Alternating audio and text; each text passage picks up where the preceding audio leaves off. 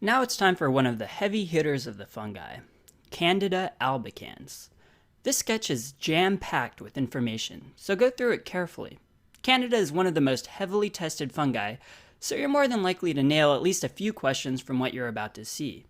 For our setting, Candida sounds a lot like Canada, and albicans comes from the word alba, which means white. So we're going to make our scene a snowy backdrop in a typical Canadian town. Or at least how we envision a typical Canadian town, eh? My apologies to all Canadians out there if it sounds like I don't know what I'm talking about. I'm sorry. Anyway, here's a playground in Canada with a Canadian flag. And now we'll cover it with some snow. And with that, let's start with some general characteristics. Candida causes both cutaneous and systemic fungal infections. In fact, it's the most common cause of opportunistic mycoses. If you have a patient who's neutropenic, has HIV or AIDS, or is diabetic, and all signs point to a fungal infection, you should definitely have Candida on the differential. Like the other systemic fungal infections, Candida is dimorphic. However, unlike the other systemic fungi, it goes against the adage, mold in the cold, yeast in the heat. Instead, it forms pseudohyphae and budding yeast at 20 degrees, which is cold, and germ tubes, which are hyphae, at 37 degrees Celsius. Once again, we'll remember the fact that Candida is dimorphic using our recurring symbol for dimorphic yeast, the dimorphic butterfly. To help you remember the different specific forms of Candida at what temperatures they occur, we have two different parts of the sketch. In the back right, we'll draw in a snow cone booth with the business name 37 Flavors. Let's zoom in here so you can see what's next to the 37. Notice we have a degrees sign here, and we've kind of made it look like a snow cone. Now check out the snow cones themselves. Notice they all come with a straw, which together looks like a cell and germ tube formation. So putting this all together, we have 37 flavors. We'll remind you that Candida forms germ tubes, or true hyphae, at 37 degrees. Okay, now further in the foreground on the right, we'll draw in some nice local Canadian shrubbery, with a bunch of segmented branches coming out that look like pseudohyphae. We have a thermometer next to it showing 20 degrees, and we'll add a stash of snowballs that look like yeast cells. So putting this symbol together, you should remember that at 20 degrees Celsius, or in the cold, Candida is in the yeast form with pseudohyphae formation. This is in contrast to the mold that it forms with germ tube formation in the heat, or at 37 degrees Celsius. And that's how you can remember these different forms of Candida at different temperatures. Hopefully you'll never forget it. Candida is also catalase positive. Yep, you just heard me correctly. I said catalase positive. You might have thought you'd left catalase behind with the bacteria videos, but nope, it's coming back again. Remember, catalase is important because people with chronic granulomatous disease are especially susceptible to catalase-producing organisms. We'll add our catalase-positive cat here to help you remember this. In regards to transmission, Candida is normal flora of the GI tract, including the oral cavity, and it's present in up to 40% of the population. But as long as the host is immunocompetent, it doesn't usually pose any problems. Since it is part of the normal flora in such a large percentage of the population, it commonly contaminates sputum cultures, so be sure to watch out for this. I doubt you'd see a test question on it, but it may come up on your clinical rotations. Just because it's there doesn't mean it's causing pathology. Okay, enough about that. Let's move on to the various clinical presentations of Candida when it actually starts to cause problems. Candida can present in several different populations as several different etiologies, most of which we'll try to illustrate in this drawing. So let's start in the back. Here we have a crying baby in a red swing. Is he crying because his mom abandoned him? No, he's crying because he has severe diaper rash. Notice we made this swing red to indicate the severe redness that you'll see in the diaper distribution, since this area is exposed to such heat and humidity.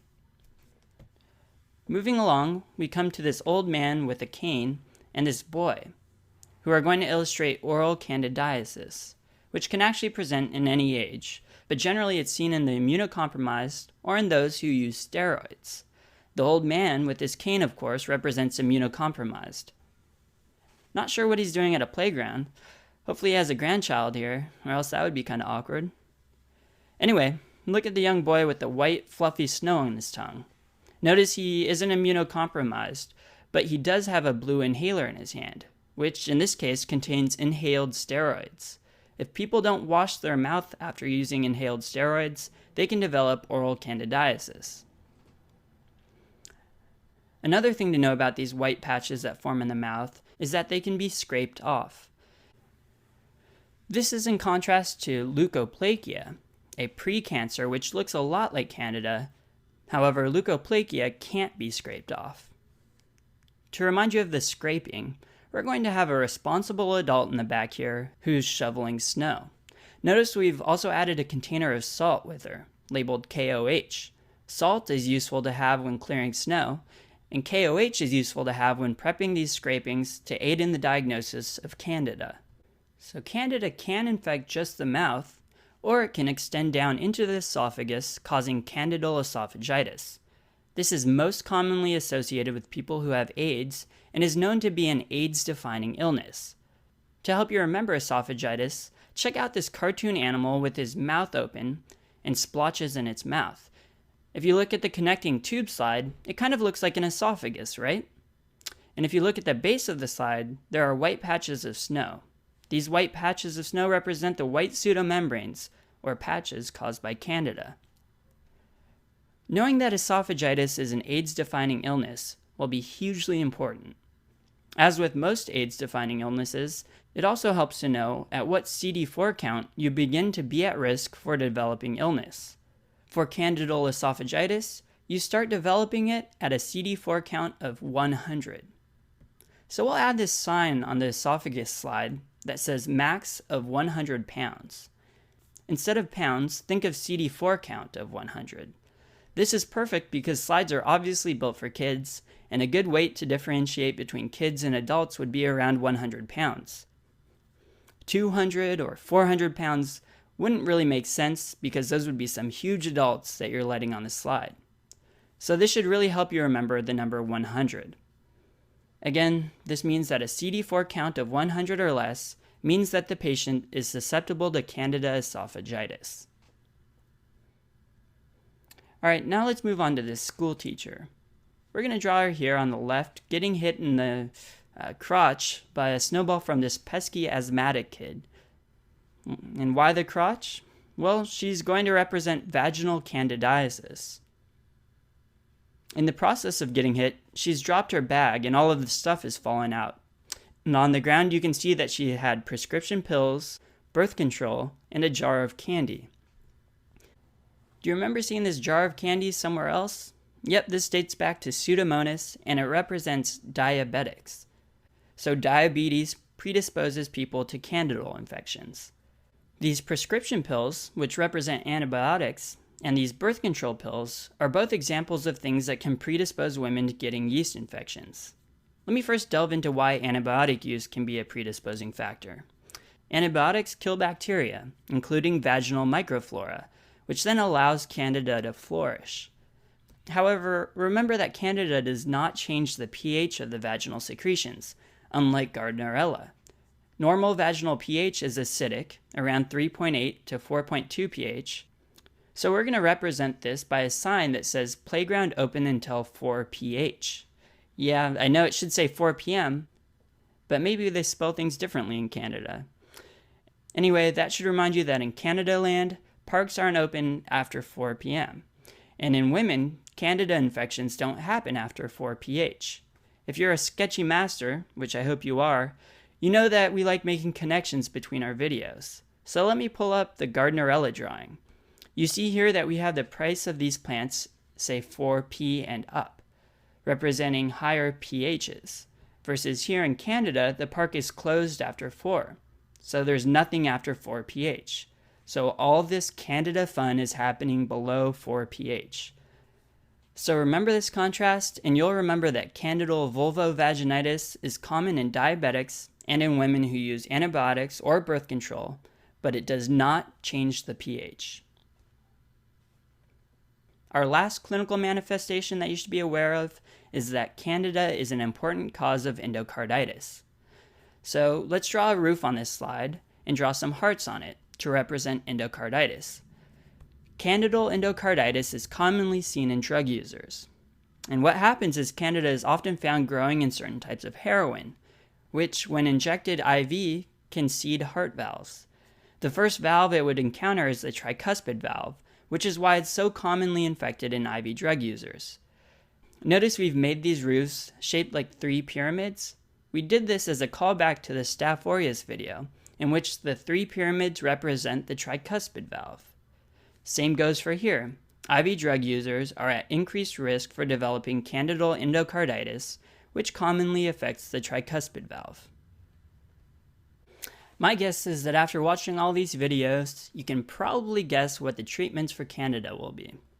Yep, azoles for the minor infections and amphotericin for the severe disseminated infections. So let's throw in some pine cones for conazoles, and we'll have them surrounding this teacher. You can also see a pine cone in the crying baby's hand here in the back, which is definitely an appropriate treatment for diaper rash. And we'll add some frogs, or amphibians, to represent amphotericin. Notice these are next to the immunocompromised man because immunocompromised patients can get disseminated infections and need amphotericin to be treated. However, we're also going to be adding a couple more drugs. One drug, which is specifically for oral or esophageal candidiasis, is called nystatin. Nystatin is a liquid which can either be taken as a swish and spit or a swish and swallow, depending on where the infection is. To represent this, we have this sign that says, "Play nice." Yet another spelling error at this institution for molding young Canadian minds, but it's meant to remind you of nystatin, which is also spelled with a Y. Nice, eh? Our second drug, which can be used in addition to amphotericin, is used for disseminated infections, especially for resistant Candida, and it's called capsofungin. Not really a highly tested concept, but you may see it on rotations, especially in the ICU. To illustrate this, we're drawing a winter cap on the immunocompromised man. Again, this cap is for capsofungin. And that just about wraps up Candida. Kind of a chaotic scene, but it has a lot you need to know for your exams. So watch it again, or if you're good, let's move on to our next video.